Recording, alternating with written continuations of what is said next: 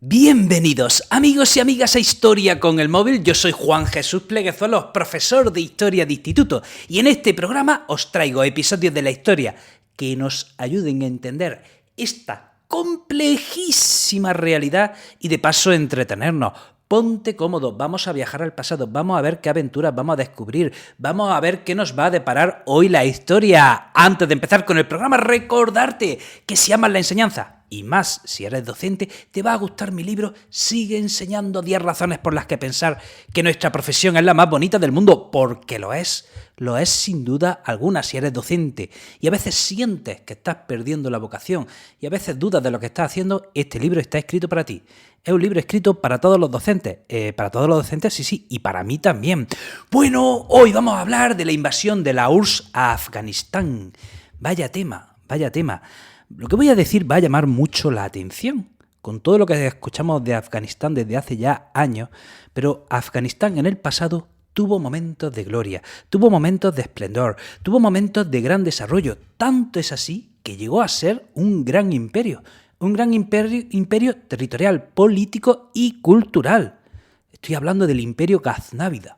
Su emperador, Mahmud de Ghazni, llegó a hacer distintas razzias en el norte de la India, y en una de esas, según las crónicas, captura a decenas de miles de prisioneros que se los lleva a Afganistán. Bueno, pues muchos historiadores apuntan a que esos decenas de miles de prisioneros pudieron ser el origen del pueblo gitano. Te voy a dejar en las notas del programa los episodios del Imperio Gaznávida y de la historia del pueblo gitano.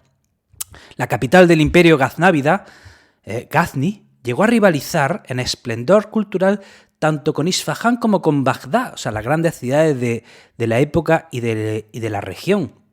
Otra cosa es que luego se haya destruido todo. Fíjense cómo es la historia. Y vamos a hablar de una época en la que a puntito, Afganistán empieza a brillar, empieza a despuntar. Vamos a hablar de unos años en los que Afganistán, o sea, fíjense que se dijo de su capital, Kabul, que era la París del Asia Central. Así es, en los años 60 así es como se califica su capital, Kabul, la París del Asia Central. Y es que había un rey en Afganistán llamado Mohammad Zahir Shah, que reina en Afganistán de 1933 a 1973. Y en el año 63 destituye a su primer ministro, Daud Khan, quédense con este nombre, y decide aprobar una constitución que hace de Afganistán una democracia parlamentaria. La Constitución de Afganistán, que se aprueba ya en el año 64, convierte a Afganistán en una democracia parlamentaria donde hombres y mujeres tienen los mismos derechos, donde las mujeres tienen derecho al voto, donde se elimina la obligatoriedad de que la mujer se tenga que cubrir el velo o el rostro, o sea, vamos, que no se tienen que tapar ni el rostro ni el pelo. Y de hecho la mujer del rey, para dar ejemplo, aparecía en público siempre descubierta, ¿vale? Con su rostro y su cabello completamente descubierto. Llega a crear una universidad, llegan a venir estudiantes del extranjero y Kabul se empieza a modernizar y a convertirse en una capital moderna, y es por eso que le llaman la París del Asia Central. Pero estamos en Guerra Fría, en plena Guerra Fría, y la URSS y Estados Unidos se están disputando el mundo cual tablero de ajedrez, y ninguno de los dos va a dudar en azuzar golpes de Estado y guerras civiles para que los distintos países caigan en su órbita y no en la órbita del enemigo. Bueno, pues sucede que en el año 73, aquel ministro que fue destituido, en el año 73, 10 años después, da un golpe de Estado y convierte a Afganistán en una república. No le sale bien a él tampoco, porque en el año 78 hay otro golpe de Estado. Ahora prepárense que viene en curva. En el año 78 hay otro golpe de Estado del Partido Comunista que se llamaba Partido Demócrata Popular de Afganistán. Año 78, repito, el Partido Comunista da un golpe de Estado que se llamaba Partido Demócrata Popular de Afganistán y empieza una serie de reformas sociales, donde se le dan derechos a las mujeres, donde hay una ley educativa para alfabetizar a toda la población, etcétera, etcétera, etcétera. Pero Afganistán era muy conservador. Sobre todo las zonas rurales. Y en las zonas rurales se empiezan a organizar la oposición a este régimen, que son los muyahidines, que pronto empezarán a usar la violencia. Entonces, atentos, en el año 79, quien da el golpe de Estado es un señor que se llama Taraki, ¿vale? En el año 78. Bueno, por el año 79, dentro del mismo Partido Comunista, le surge un opositor a Taraki y lo asesinan y ponen a otro primer ministro que se llama Amin, ¿vale? Parece que la URSS no se fía y ve que Amin está en peligro. Amin está en peligro. Y en el 24 de diciembre del 79, los rusos hacen una primera incursión en Kabul, van al palacio presidencial, ejecutan a Amin, ¿vale? Y colocan a otro primer ministro, que se llama Karmal. Voy a recapitular, tranquilidad. Voy a recapitular. He dicho que en el año 73 hay un golpe de Estado y el rey, que quería modernizar Afganistán, es derrocado. Y Afganistán se convierte en una república. En el año 78 hay un golpe de Estado del Partido Comunista. En el año 79, dentro del mismo partido, hay otro golpe de Estado. Asesinan a un ministro y viene otro ministro más. Y ya a finales del año 79, los rusos, los soviéticos, no se fían porque ven el gobierno endeble, lo ven débil.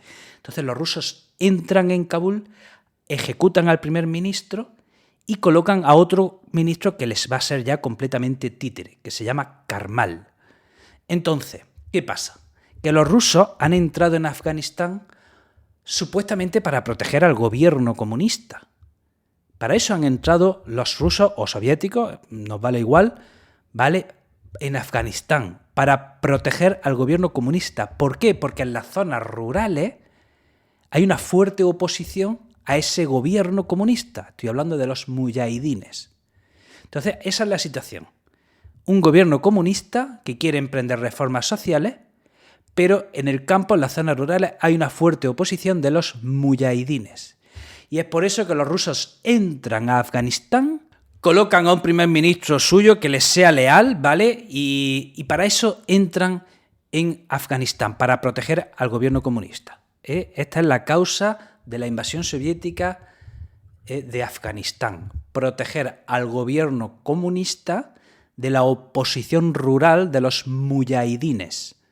Porque era un gobierno débil. Y si los soviéticos no tenían nada que hacer. Entonces, ¿qué pasa? Que los rusos al principio entran con unos miles de soldados, pero ven que la oposición de los mujahidines es fuerte, no va a haber manera de controlarla. Así que los rusos, ¿qué es lo que hacen? Ocupan las grandes ciudades, ocupan los caminos principales, pero ven que no pueden con los mujahidines que están en las zonas rurales y empiezan a meter y más soldados en Afganistán. El primer año llegan a 100.000 soldados. Llega a haber 100.000 soviéticos, 100.000 soldados del ejército soviético en Afganistán, pero solo pueden controlar las grandes ciudades. Entonces empieza en las zonas rurales una guerra de guerrilla. Entre medias, en 1980, se celebraban los Juegos Olímpicos de Moscú y Estados Unidos boicotea esos Juegos Olímpicos. Entonces, del año 80-84 tenemos la guerra de guerrillas, y los mujahidines desde las zonas rurales hostigan a las fuerzas soviéticas y son absolutamente infatigables e incansables. Hay un líder mujahidín que se convierte en un héroe, que se le llama Masoud, ¿vale? Y bueno, ¿y cómo responden los rusos ante la resistencia mujahidín? Con bombardeos masivos. Claro, como estaban ahí los mujahidines escondidos en las montañas, en las zonas rurales, no había manera de dar con ellos, y esas montañas tan altas, tan escarpadas, pues ¿qué es lo que hacen los rusos? Bombardeos masivos. Pero claro, en esos bombardeos masivos también están atacando y están matando a población civil. De manera que, por culpa de esos bombardeos masivos, hay un gran éxodo rural de civiles que huyen bien a Pakistán o bien a Irán. Y estamos esto del año 80-84. ¿Qué pasa? Pues que la resistencia mujahidín empieza a recibir un fuerte apoyo de Estados Unidos, de naciones árabes, de China. Así es. Los mujahidines empiezan a tener la simpatía y el apoyo de todo el mundo, y sobre todo de los Estados Unidos. Y a partir del año 84, desde la CIA, le empiezan a llegar a los mujahidines los misiles Stinger, que eran misiles que se podían sostener en un hombro y se podían disparar a aviones y helicópteros. lo cual causa unas tremendísimas bajas a los soviéticos. Porque claro, ¿cómo podían bombardear los soviéticos a los mujahidines? Desde su helicóptero, porque meterte en las montañas eso era imposible. Pero claro, en el momento en que los mujahidines tienen esos misiles que fácilmente pueden portar desde un hombro, se cargan todos los helicópteros que quieren. Y la imagen del mujahidín con el misil al hombro ha sido una imagen icónica. Icónica que seguramente a ustedes ya se les ha venido a la mente. Entonces, ¿qué sucede? Pues que llegamos al año 85 y en la URSS llega un señor que se llamaba Gorbachev, y Gorbachev quiere reestructurar la URSS porque ve que está colapsando. Ve que hay que hacer cambios, hay que hacer reformas, y una de las cosas que ve es que la guerra de Afganistán, entraron en el año 79, tienen ahí a más de 100.000 soldados en Afganistán y después de 6-7 años siguen sin poder aplacar y vencer a la resistencia. Entonces Gorbachev se plantea que la URSS debe dejar a Afganistán, y empiezan las negociaciones hasta que se firman los acuerdos de Ginebra y en febrero del 89 definitivamente la URSS sale de Afganistán, ¿vale? Sin haber vencido a los mujahidines. ¿Qué pasa? Que el gobierno que dejan es un gobierno muy débil y en Afganistán empieza una guerra civil hasta que unos pocos años después llegan al poder pues la facción más radical de los mujahidines, que son los talibanes.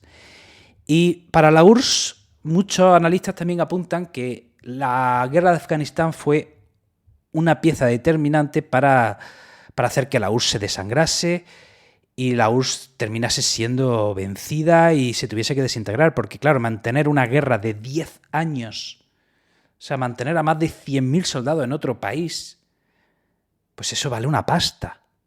Eso es una sangría de recursos. Encima no estaban sacando nada. Los soviéticos no estaban sacando nada de la URSS.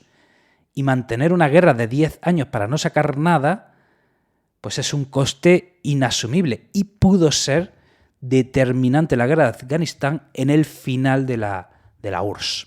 Bueno, espero que te haya resultado interesante este episodio. Te recuerdo que tengo numerosos proyectos, que estoy activo en redes sociales, que podías seguirme, que no te cuesta nada, ¿vale? Soy el profesor inquieto en Instagram, en YouTube, ¿vale? También tengo Twitter y TikTok y todo, lo tengo todo. Te dejo los enlaces en las notas del programa. Un abrazo enorme.